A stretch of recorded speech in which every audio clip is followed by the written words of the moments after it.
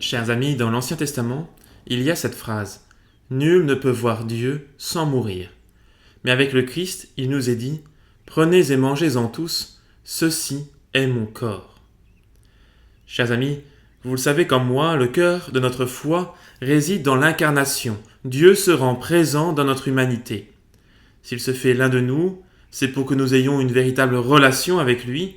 Dieu n'est pas lointain, il est proche, et cette proximité de Dieu dépasse les lois de la physique, car à chaque messe, par la transsubstantiation, comme on le dit en théologie, sa loi de l'amour se manifeste dans le sacrifice de la messe. Jésus vient s'offrir à nouveau pour nous sur l'autel, comme il le fit sur la croix. Au moment où le prêtre prononce les paroles « Ceci est mon corps livré pour vous, ceci est la coupe de mon sang versée pour vous », s'opère le grand mystère du salut. Je vous rappelle, ce n'est pas le prêtre qui prononce ces paroles, mais c'est le Christ, par la bouche du prêtre. À ce moment précis de la messe, c'est comme si 2 millénaires d'histoire étaient balayés et que nous étions contemporains de Marie et de Jean au pied de la croix. De sorte que chacun d'entre nous, à chaque messe, nous sommes au pied de la croix. Et nous pouvons faire l'expérience existentielle, spirituelle, de la folie de l'amour de Dieu pour nous. Il livre sa chair, il verse son sang pour me sauver.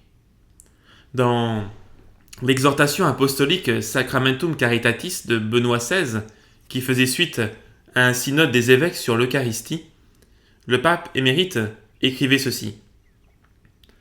Dans l'Eucharistie se révèle le dessein d'amour qui guide toute l'histoire du salut.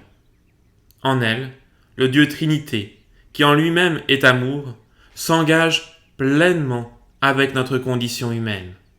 Dans le pain et le vin, sous les apparences desquelles le Christ se donne à nous à l'occasion du repas pascal, c'est la vie divine tout entière qui nous rejoint. C'est la vie divine tout entière qui nous rejoint. Vous voyez, l'Eucharistie, le mystère de la messe, eh bien, il n'y a rien de plus grand sur cette terre. Alors pourtant, me direz-vous, la messe, même si nous y allons tous les dimanches depuis notre plus tendre enfance, peut parfois être aride, peut parfois nous mettre mal à l'aise, peut nous sembler fastidieuse, répétitive.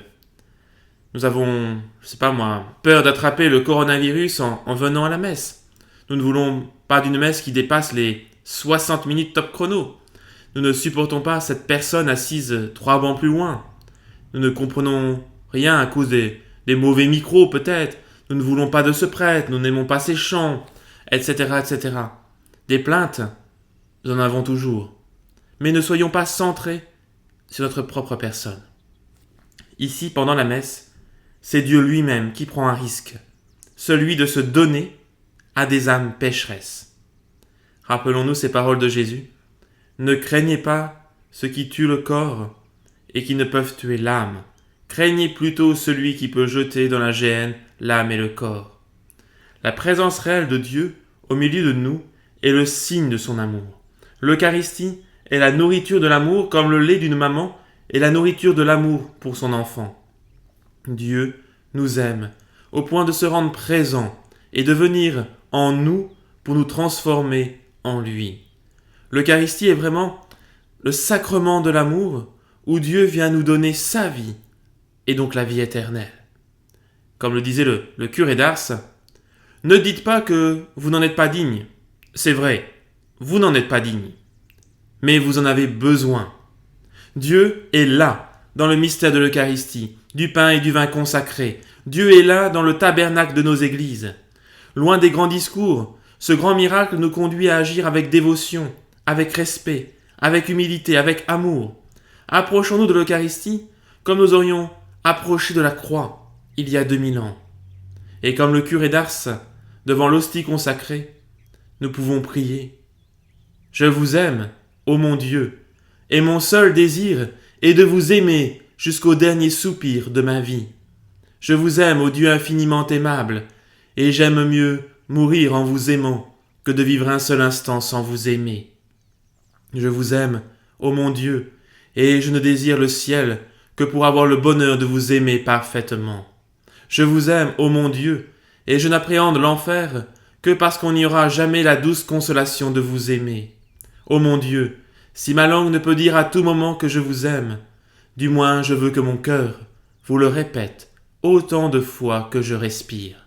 Ah, faites-moi la grâce de souffrir en vous aimant, de vous aimer en souffrant, et d'expirer un jour en vous aimant et en sentant que je vous aime.